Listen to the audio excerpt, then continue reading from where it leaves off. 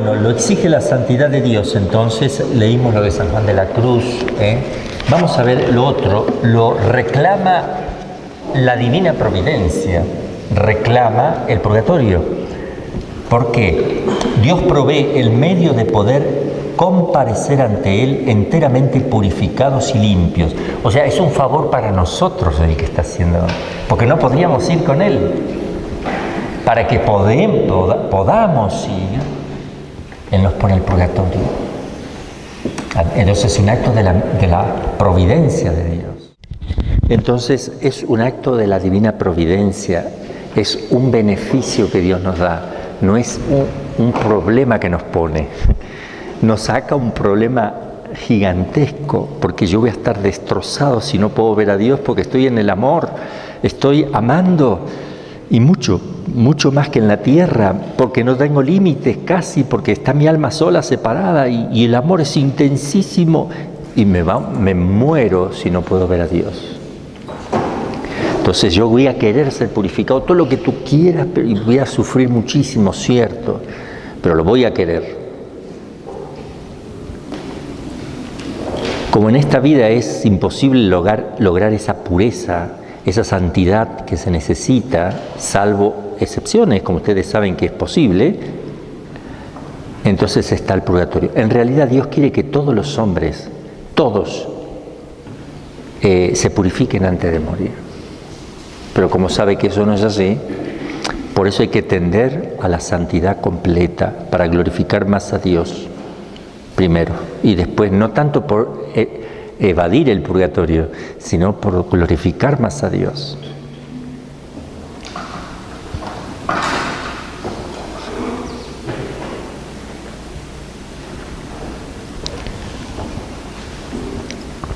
Porque en el medio del rigor de las penas que van a tener allí en el purgatorio, experimentan las almas del purgatorio un consuelo tremendo, porque tienen esperanza.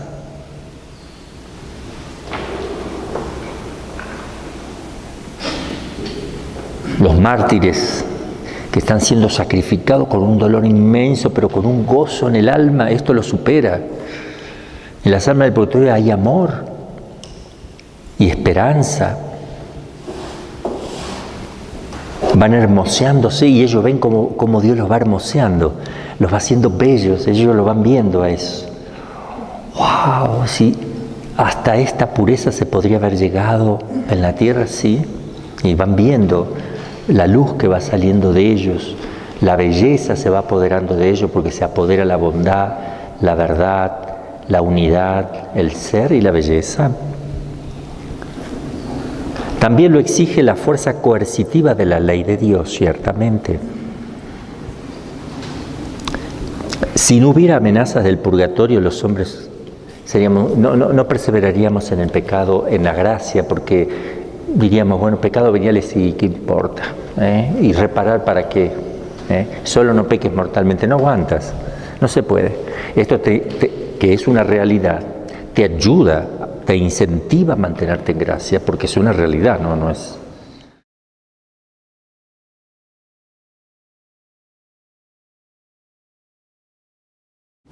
Y por último, lo sospecha la simple razón natural.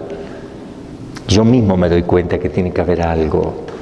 Es tan lógico, tan claro, tan evidente la necesidad de una expiación, ahí puse explicación, la necesidad de una expiación ultraterrena que llegaron a vislumbrar los mismos filósofos paganos. Ponían ellos que antes de la entrada en el paraíso, según ellos, debían purificarse. También Platón habla de esto, significa que con la sola razón me doy cuenta que tiene que uno purificarse. Virgilio recoge esa misma creencia en la Eneida al describir las purificaciones que es menester sufrir antes de entrar en los campos elíseos, esto es, en el paraíso. El filósofo Séneca, consolando a la noble Marcia por la muerte prematura de su hijito, escribe estas hermosas palabras. Y eso que él es pagano. Por esto no hay por qué corras al sepulcro de tu hijo. Allí yace lo peor de él, y lo más enojoso, huesos y cenizas, no menos ajenos a él que sus vestidos y otros abrigos de su cuerpo. Íntegro se fue, y sin dejar nada de él, huyó todo entero. Y después de haberse detenido un pequeño espacio de tiempo encima de nosotros, mientras se expurga y sacude de sí los vicios pegadizos y la herrumbre inherente a toda la vida mortal, fue encumbrado a las alturas donde vuela entre las almas bienaventuradas. Un pagano, porque ahí Dios pone en la naturaleza siempre, todo está, uno con la razón va descubriendo cositas, es así.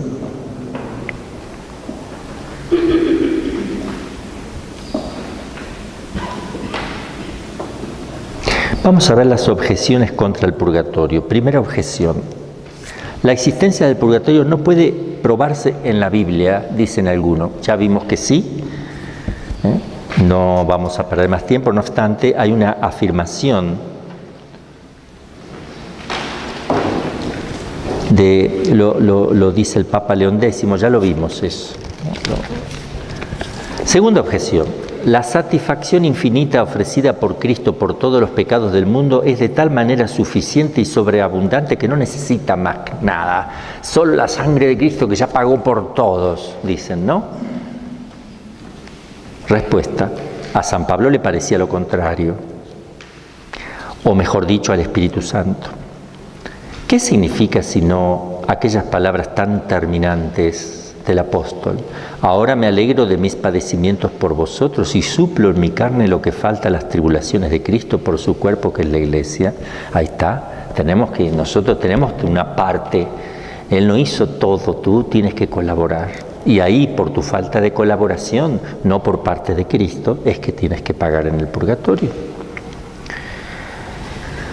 Por eso los sacramentos y tantas cosas que Dios nos brinda como medios también para reparar y para crecer en virtud, si no, no tendría sentido, nada. ¿Para qué deja esas cosas? Tercera objeción. Perdonada del todo la culpa, debería perdonarse enteramente la pena. A ver, si te absolvieron, si te perdonaron la culpa también, la pena, no necesariamente.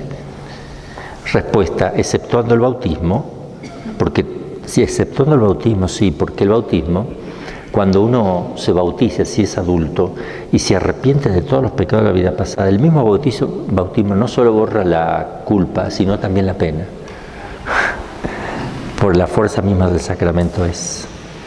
Exceptuado eso, es preciso en todos los demás casos que el hombre sufra una pena expiatoria por el pecado libre y voluntario cometido. Cuarta objeción. Los que mueren en pecado mortal descienden inmediatamente al infierno, luego los que mueren en caridad entran directamente al cielo. Es un sofisma, digamos, ahí. Respuesta, no hay paridad entre ambas cosas. Para condenarse basta la privación de la gracia por cualquier pecado mortal. Para entrar en el cielo, en cambio, no basta la simple posesión de la gracia y la caridad, sino que se requiere además la limpieza absoluta de todo rastro o reliquia de los pecados perdonados. Ya los filósofos dicen que el bien perfecto requiere todas las condiciones de bondad, mientras que el mal se produce por cualquier defecto. Qué interesante es. Cualquier defecto ya es un mal. En cambio el bien, dicen los filósofos, no, el bien perfecto requiere todas las condiciones de la bondad para que sea un bien perfecto. Para que sea mal basta que un pedacito no esté. Es para razonar. Quinta objeción. Dios, que es infinitamente misericordioso, se inclina más prontamente a recompensar el bien que a castigar el mal. Y con estos actos buenos no se le premia a los hombres, hay que concluir que tampoco los castiga. Los que creen que, bueno, Dios es tan bonito que ya está todo, pero no se dan cuenta de las otras cosas. Respuestas, el que cae en pecado mortal hiere de muerte todas sus buenas obras anteriores y queda imposibilitado para toda obra meritoria mientras permanezca en tal miserable estado. Por lo mismo, es falso que el que muere en pecado mortal tenga alguna obra meritoria por la que se le podría o debería premiar. Es falso. En cambio, el que muere en gracia de Dios puede muy bien tener alguna culpa ligera o el reato de las culpas anteriores que requiere previa purificación antes de recibir la recompensa final. Esto es para leer en comunidad. Lo lindo es que cada uno, ahí lo pueden, como están todos en clase, las comunidades pueden ponerse a estudiar todos, preguntándole a los superiores cómo son las cosas. El lugar del purgatorio, ¿dónde está? Porque los astronautas rusos, cuando anduvieron por el espacio, dijeron, estuvimos por todo el espacio, y no vimos a Dios, ni los ángeles, ni nada. Qué ignorancia, Dios mío, ¿no? Porque un piojo, ¿qué quiere hacer un piojo? Levantar el sol con un dedo. Es decir, ¿dónde está el purgatorio? No es un lugar físico como el que nosotros conocemos, ¿no? Como este lugar físico. Como ya hemos dicho, las almas separadas del cuerpo no necesitan un lugar determinado, ya que, a diferencia de los cuerpos, no ocupan ningún lugar circunscriptivo. A ver, un alma, ¿cuántas almas pueden caber arriba en la punta de un alfiler? Todas las que existen, incluidos todos los ángeles y Dios mismo, por decir así. El espíritu no tiene dimensión, no tiene parte fuera de las partes, no tiene cuerpo. Entonces,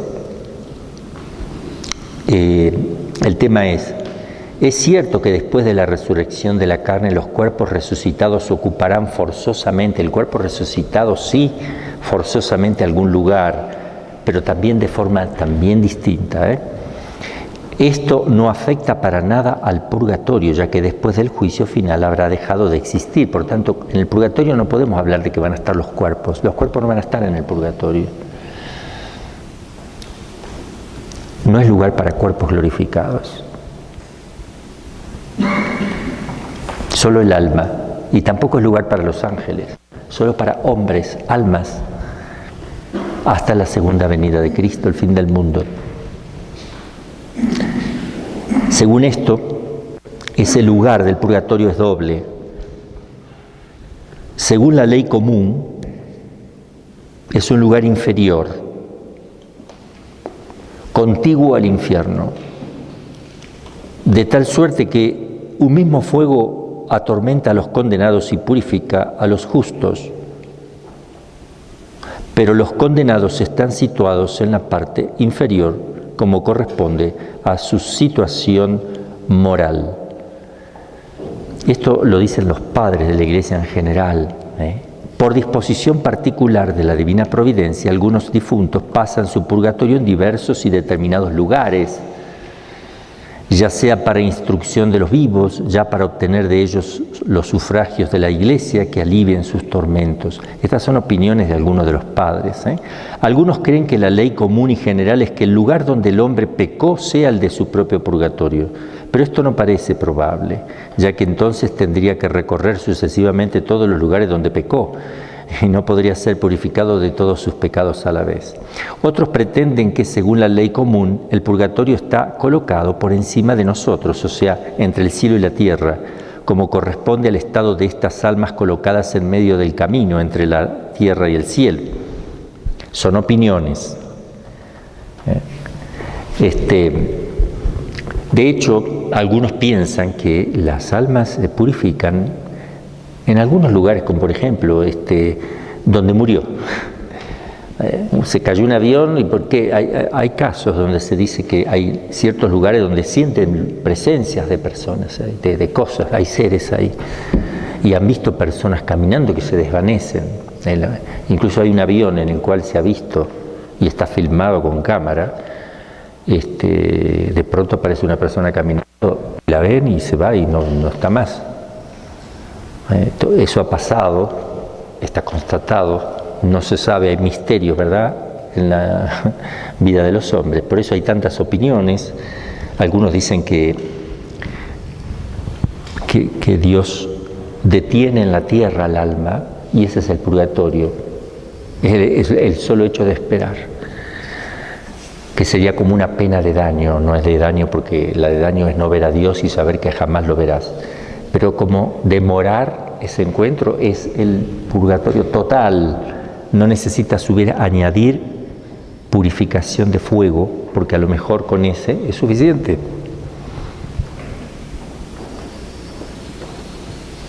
El esperar. O sea, se ejemplo lo que de las almas errantes. En pena, en lugares. No se sabe, no se puede decir nada de todo eso porque la Iglesia no lo enseña. De hecho, se ven cosas extrañas que uno se lo puede atribuir al demonio, por lo general se le atribuye al demonio. Esas almas errantes que se meten en un poseso y hablan diciendo, ¿y dónde estoy? Porque nosotros los exorcistas tenemos esta experiencia que cuando estamos haciendo exorcismos, por ahí aparece alguien. ¿Quién soy yo? ¿Cómo quién es? ¿Cómo te llamas? Yo me llamo Luis González. ¿Dónde estoy? A ver, ¿cuándo naciste? Y yo nací el 1 de octubre del 836. ¿En dónde? En Ámsterdam. Wow. ¿Y qué haces acá? No sé qué estoy haciendo acá.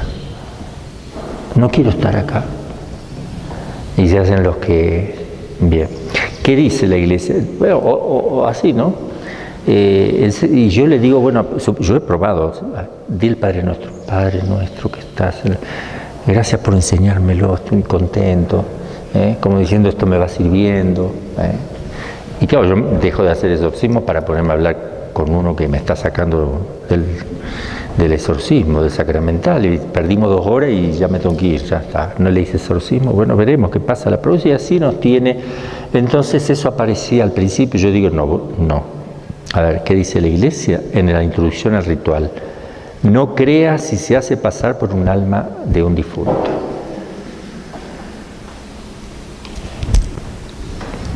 Soy Juan, no me importa que sea Juan. Vete, Satanás, soy Juan, no me importa. Vete, de ahí nunca más me pasó ningún caso más. Porque ya el demonio sabe que yo no lo acepto eso. Nunca más. En cambio, otros padres que aprendieron exorcismo conmigo también en Argentina, 2 o 3 de ellos, siguen dándole crédito a eso y tienen un montón de casos, porque le siguen dando crédito. Padre, ¿cuál es el objetivo de que van a hacer esto? Distraer, que no le hagas oración, burlarse, se burla de Dios, porque él con tal que Dios esté ofendido lo hace, no le importa que, ¿me entiende? Porque el demonio obra porque quiere lastimar, por odio a Dios. Y todo esto es mentira. La mentira es lo contrario de Dios. Las simulaciones es algo contrario de Dios. Los engaños te lo hace para que tú lo creas, para que te olvides, para que te confundas, para que se te haga un lío en la cabeza, pero es el demonio que me dijo que no, que me dijo que sí, que lo tengo que exorcizar, que no lo tengo. Te arma cuando la cosa es muy lineal, te arma una ramificación de cosas, entonces no sabes cuál es el camino que tienes que seguir. Es un lío. Lo mismo pasa en el mundo que vivimos con el sincretismo. Cuando uno no tiene una doctrina clara, firme, el demonio te mezcla todo, entonces crees cualquier cosa. Yo he escuchado personas, ay Dios mío, es que me dijeron que tenía que hacer esto. ¿Quién? Una señora. ¿Y pero usted qué es el Papa, la señora esa? Y que me dijeron que yo tenía que las cosas, que yo no las puedo nombrar porque me da vergüenza. Las cosas que hacen, Dios mío, ¿no? El ángelus lo rezamos después. Bueno, naturaleza del purgatorio. ¿Qué es el purgatorio? La Iglesia nada ha definido de qué sea, qué naturaleza, pero es doctrina común, es decir, entre los teólogos, que a semejanza del infierno hay en el purgatorio también una doble pena que corresponde a los 2 aspectos del pecado. La de daño Pero no se llama de daño la del purgatorio, sino de dilación, de esperar nada más.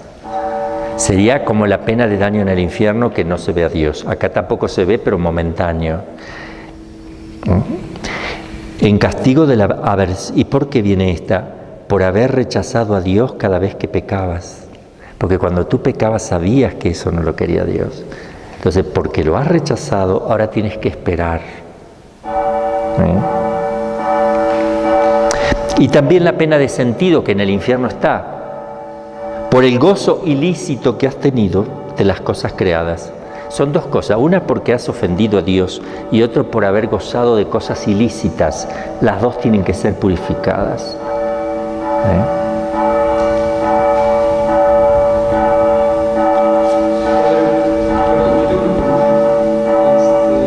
Tienes una pregunta. Acá hay una pregunta. Muy bien, hermanito.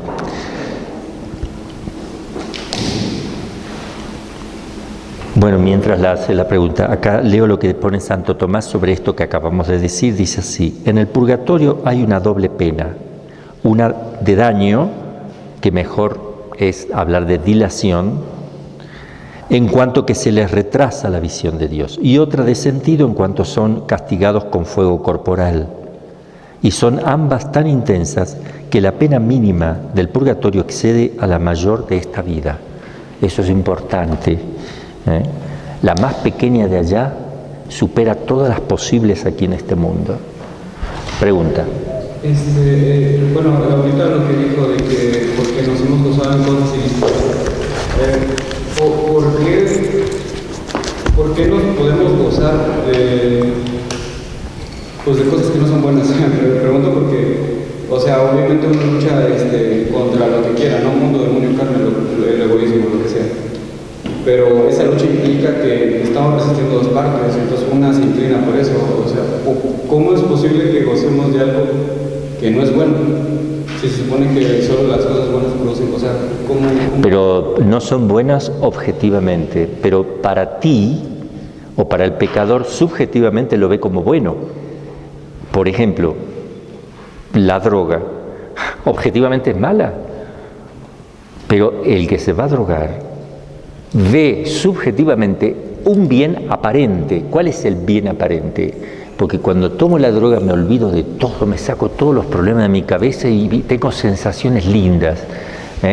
Claro, cuando vuelves en sí te encuentras que estás destruido, te mataste todas tus neuronas y todo, pues no te importa.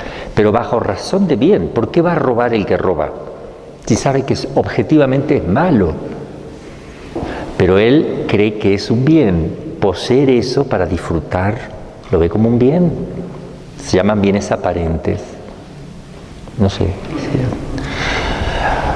No debemos pensar que el purgatorio es como un infierno temporal. No, el purgatorio no es un infierno temporal. Es otra cosa totalmente diverso. Sustancialmente distinto. En el infierno se odia, en el purgatorio se vive del amor, no hay otra cosa que amor. En el infierno no hay gracia de Dios, en el purgatorio está la gracia esencial, la santificante. En el infierno no hay esperanza, en el purgatorio hay esperanza teológica.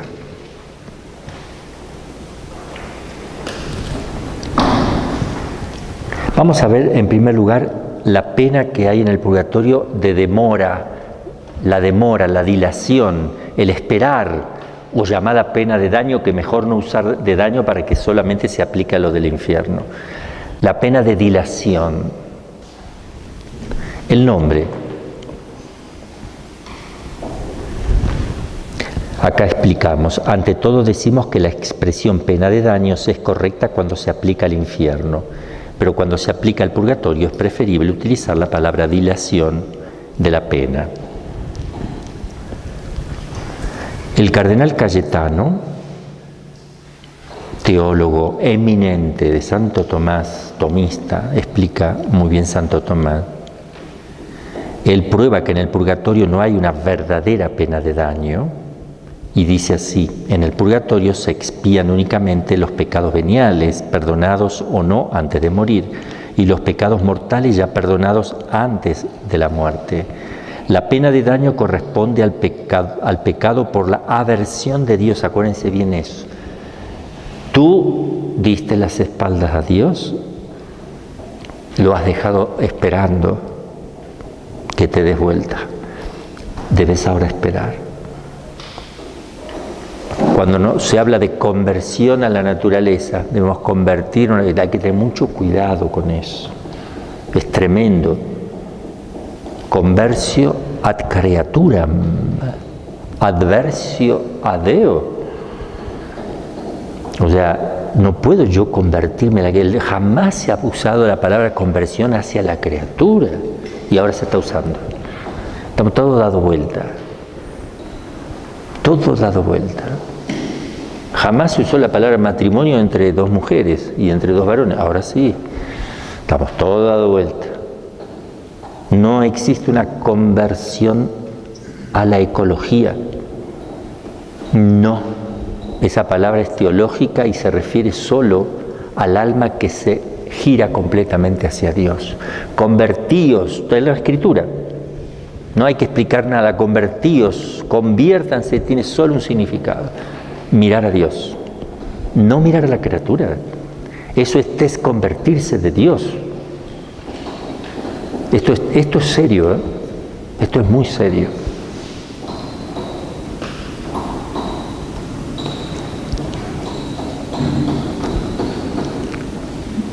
Por los pecados veniales no se debe a nadie pena de daño, ya que el hombre no se aparta por ellos de Dios como un fin último. Bueno, ya lo estoy diciendo de otra manera, ¿no? La dilación del amor completo, de la posesión de lo amado, eso es tremendo. A ver, una persona que camina por el desierto 5 días enteros, que creo que más no se puede vivir sin agua, pero se pega, ya tiene toda pasta en la boca, ya ni orina, pobre, porque ya se tomó hasta su propia orina, como hacen para sobrevivir en el desierto, ¿no? Nada, viene pálido, deshidratado completamente, y suplica agua, y uno le muestra Coca-Cola, toda transpirada, fresca, se la coloca ahí adelante y lo hace caminar, espera, por favor. En el plano natural, físico, corporal, es tremendo. ¿Qué sería sed de Dios? La sed de Dios, la sed del amor, o sea, lo que debe ser eso, esperar.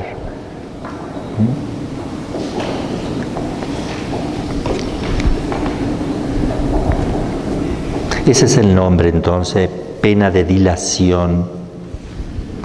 Naturaleza e intensidad de la pena esta de dilación, que ya estoy diciendo algo. Toda la tradición católica está de acuerdo en que se trata de una pena intensísima, humanamente imposible de describir. Hay un teólogo llamado Lesio que escribe lo siguiente: las almas justas, en el momento mismo en que la gloria que les está preparada debía de habérseles dado, se ven rechazadas y relegadas a un cruel exilio hasta que hayan satisfecho del todo las penas debidas por los pecados pasados. Con ello experimentan un dolor, pero no es dolor, es sufrimiento, porque el dolor es más físico. Un sufrimiento incomparable. En primer lugar, ellas comprenden la inmensidad de este bien con una fuerza que iguala únicamente a su ardiente deseo de poseerlo. En segundo lugar, salud, advierten claramente que han sido privadas de ese bien por su propia culpa. En tercer lugar, deploran la negligencia que les impidió satisfacer por aquellas culpas cuando hubieron podido haberlas hecho tan fácil. ¡Ay, cómo no! Era tan fácil. Era tan fácil, eso también es una reparación. Era solamente decirle sí al superior en ese momento.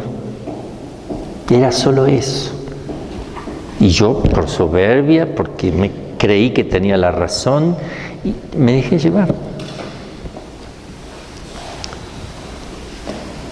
Por haber comido el pastel que estaba en el refrigerador con el dedo así, nadie me vio. No es un acto de virtud. Si no es virtud, ¿qué es? No hay neutro. No hay neutro. Los actos morales no son neutros. O obraste bien o obraste mal. Finalmente se dan perfecta cuenta de qué tesoros inmensos de bienes eternos, de qué grados de gloria celestial tan fácilmente accesibles les ha privado su culpable negligencia durante su vida terrestre. Y todo esto aprendido con conciencia vivísima excita en ellas un vehemente dolor. ¡Qué tonto fui! Así pues es creíble que aquel dolor sea muchísimo mayor que el que los hombres puedan llegar a concebir en esta vida por los daños materiales, porque aquel bien es muchísimo más excelente y la aprehensión más viva y más ardiente el deseo de poseerlo. Así escribe este teólogo. Pero vamos a leer también dos cosas más. Una, la del teólogo Ortolán, y me gustaría que lea otro para que me ayude a leer un poquito con el micrófono.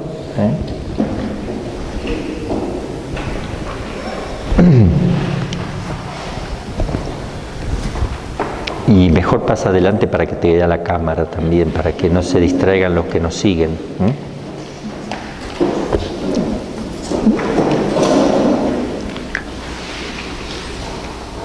Gracias, Cristian, así me ahorro un poco la garganta.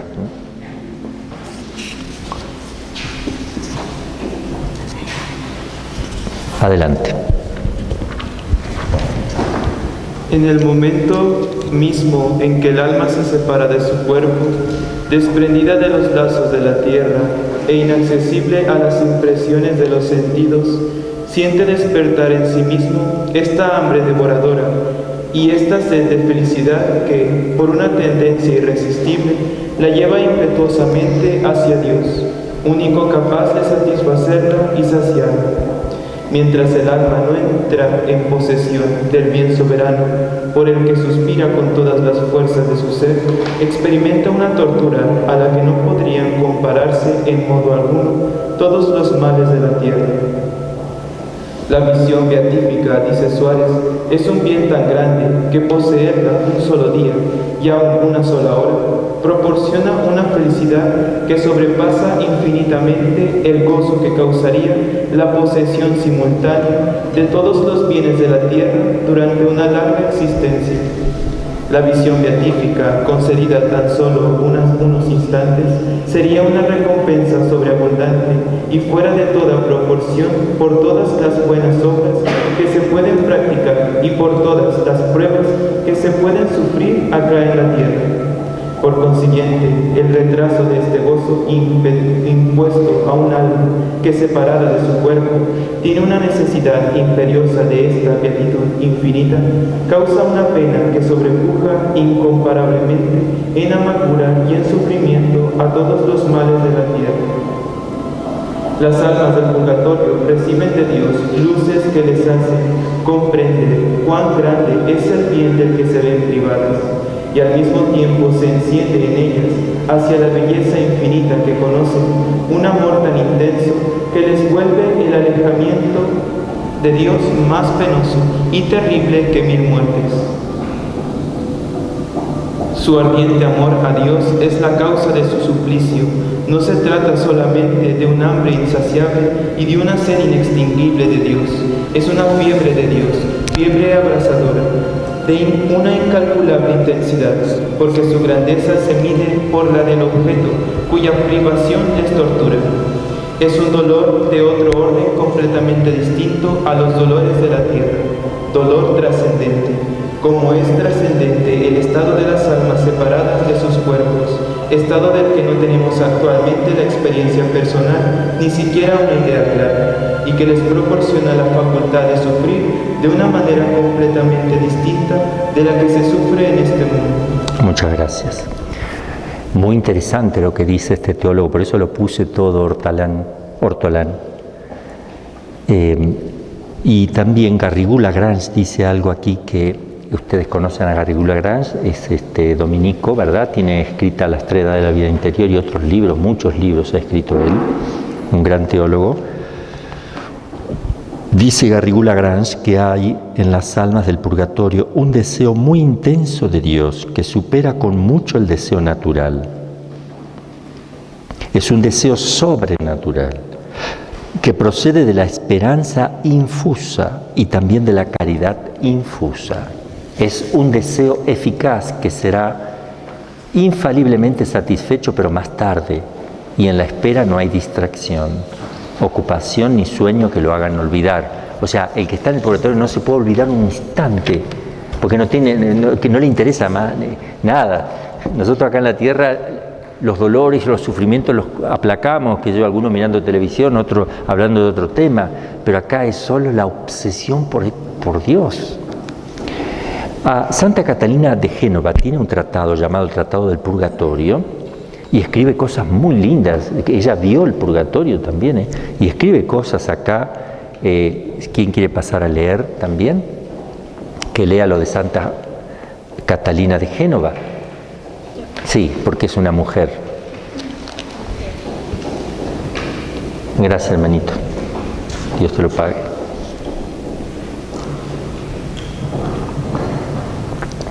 Sufren unos tormentos tan crueles que ni el lenguaje puede expresar ni ninguna inteligencia comprender.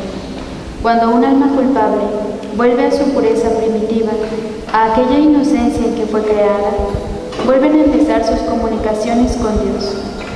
Entonces aquel instinto beatífico que había perdido vuelve y se aumenta cada día, y el fuego del divino amor que la inflama la impele con tanta fuerza hacia su último fin, que todo impedimento que encuentre en su camino le es un tormento insoportable, y cuanto más claramente ve lo que la detiene, tanto más es lo que padece.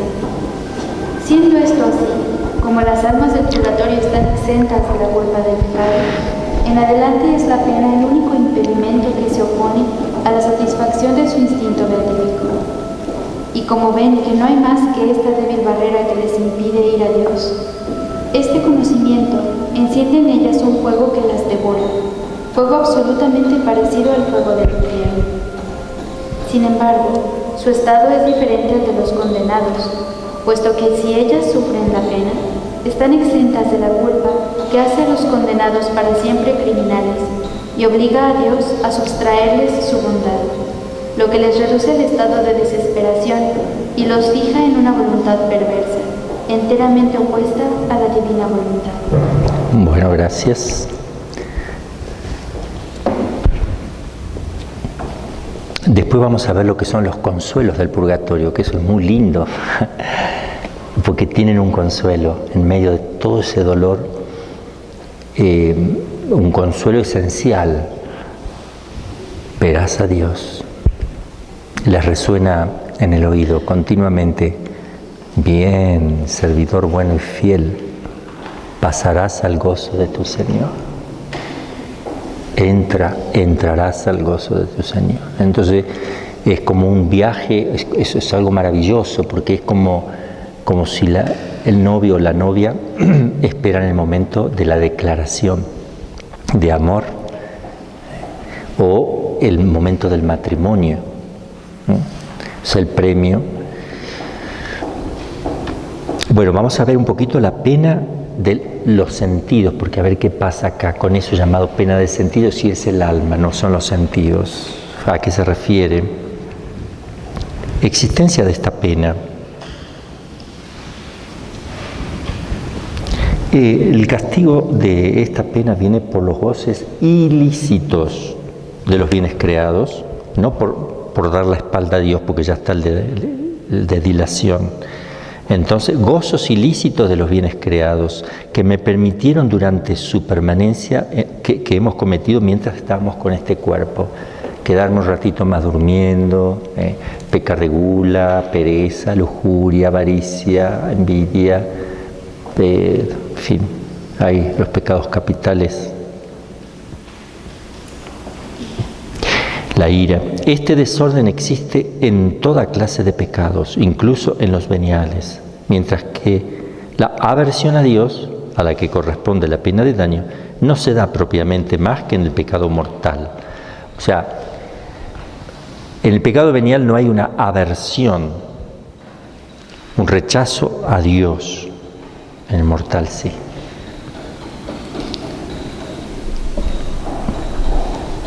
Solo que giras y lo dejas ahí, dándole la espalda, digamos, ¿no?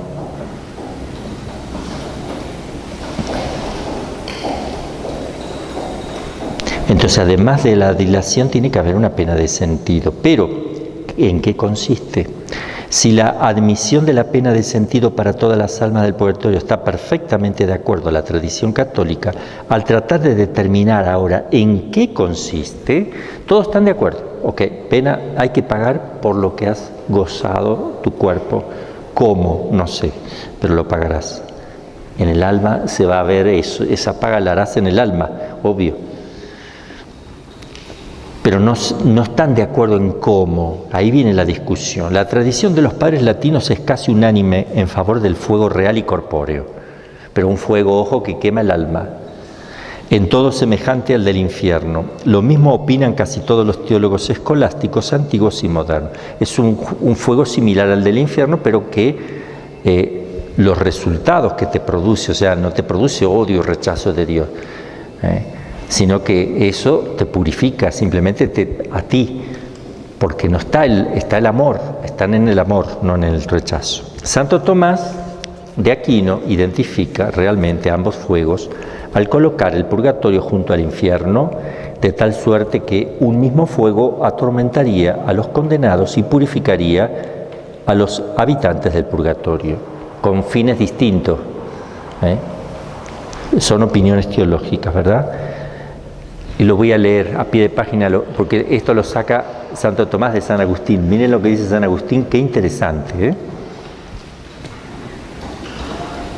San Agustín explica hermosamente cómo una misma causa puede producir contrarios efectos, según los sujetos sobre quienes recaiga. Porque así como un mismo fuego resplandece el oro y la paja humea, resultado distinto, y con un mismo trillo se quebranta la arista y el grano se limpia, y aunque se expriman en una misma prensa el aceite y el alpechín, no por eso se confunden entre sí. Así también una misma adversidad prueba, purifica y afina a los buenos, y reprueba, destruye y aniquila a los malos, con efectos contrarios. Por consiguiente, en una misma calamidad, por ejemplo, si ustedes ponen el oro en el fuego, lo beneficia, sale más puro, como oro en el crisol. Pero si ponen paja o papel, lo destruyó. O sea, son dos cosas, dos efectos distintos. Consintiendo la diferencia de estos varios sentimientos, no en la calidad del mal que se padece, sino en la de las personas que lo sufren, porque movidos de un mismo modo, exhala el cieno un hedor insufrible y el ungüento precioso una fragancia suavísima. Bien, entonces,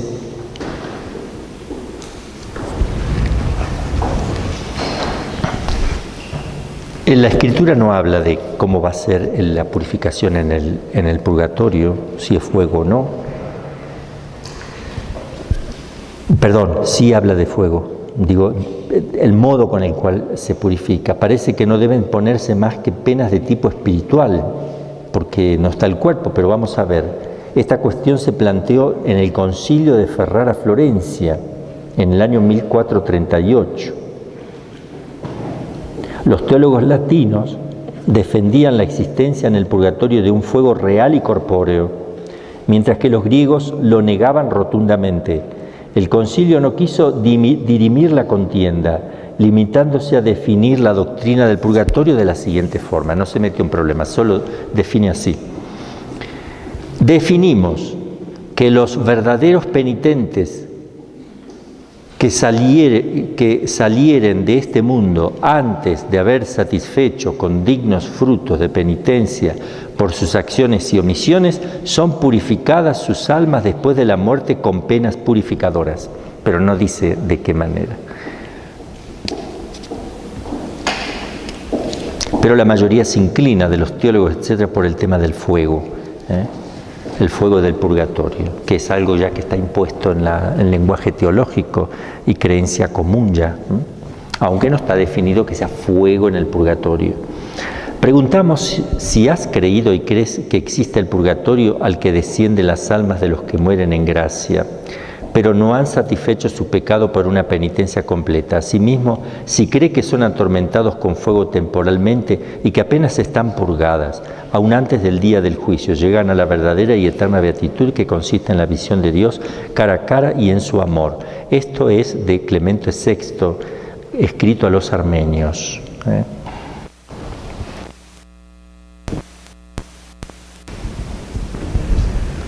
Entonces se inclinan más bien los teólogos por el fuego, como para sintetizar de alguna manera y hacer...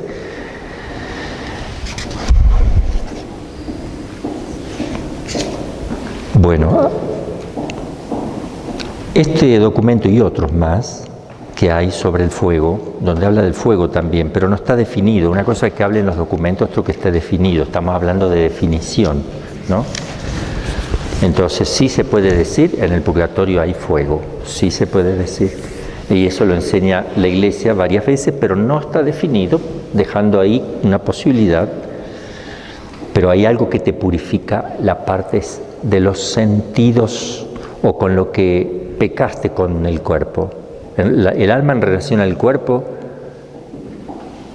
y el alma por ella misma, que es la pena llamada de dilación, que el alma quiere ya poseer a Dios. El teólogo Michel, que después de citar en favor del fuego real del purgatorio un gran número de padres latinos, ¿ven? Hay muchos padres latinos que hablan del fuego del purgatorio, y teólogos escolásticos, entre los que figuran San Alberto Magno, Santo Tomás también habla del fuego del purgatorio, San Buenaventura, Lesio, Suárez, San Belarmino. Después de citar todo eso, se queda con la enseñanza tradicional y a su vez está con lo que dice Suárez, que es un fuego similar al del purgatorio, al del infierno. Este fuego material es un instrumento de Dios para purificar al alma, y Dios puede muy bien utilizar un instrumento corporal para producir un efecto espiritual y aún sobrenatural. A ver, como ocurre, por ejemplo, con el agua del bautismo, que produce en el alma del bautizado nada menos que la gracia santificante. Es decir, que Dios puede usar un fuego para purificar algo espiritual, como se usa el agua del bautismo para producir un efecto espiritual. O como yo pondría, como mi alma hace uso del cerebro para producir un efecto espiritual, que es el pensamiento. Hace uso de algo material, que es el cerebro, para producir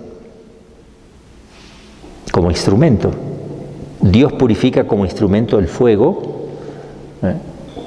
para purificar el alma. Porque el alma va recibiendo, cuando el cuerpo, a ver, nosotros somos alma y cuerpo. El cuerpo tiene una inclinación a lo sensual. El alma lo tiene que tironear si quiere, y si no, se ve arrastrada, y es lo que llama el hombre carnal, que vive de la carne. El alma, si el hombre quiere vivir espiritualmente, el alma va como sacando de la sensualidad a la parte sensible. Es toda una lucha ahí.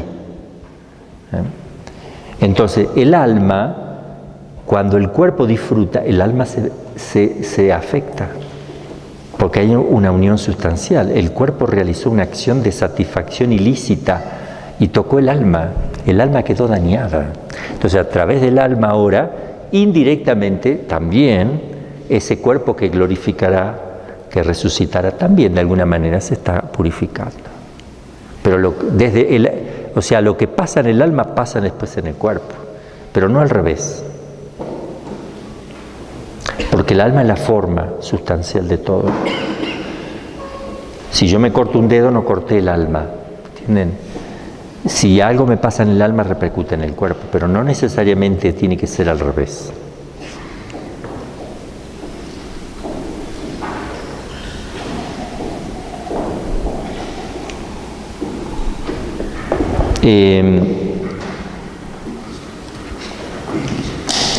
Hay una pregunta que se hace Santo Tomás y se pregunta, ¿las almas del purgatorio las atormentan los demonios? Me iba a preguntar tú eso, bueno, así como contesta esto Santo Tomás, así como después del juicio eterno, así como después del juicio el eterno castigo de los condenados será el fuego encendido por la divina justicia, así es la misma justicia divina y solo ella quien purifica a los elegidos al salir de este mundo. No se sirve del ministerio de los demonios, que han sido vencidos ya por estas almas que viven en el amor. Ya vencieron al demonio. Ni del ministerio de los ángeles tampoco, que no afligirían tan vehementemente a sus condenados.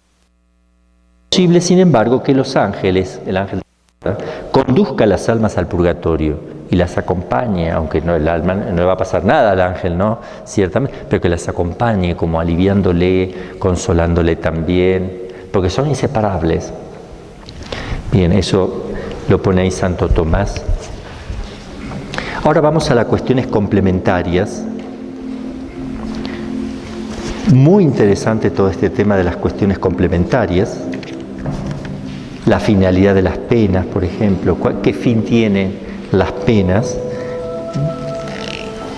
Vamos a hablar de los rastros y reliquias del pecado. ¿Qué son esas cosas? ¿Qué es la reliquia del pecado? ¿Qué es rastro del pecado?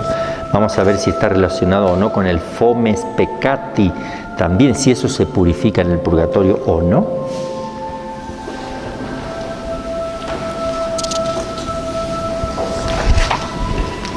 Bueno, no sé si es la hora ya.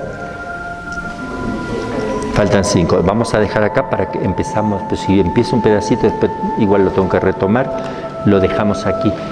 Podemos para la otra clase seguir.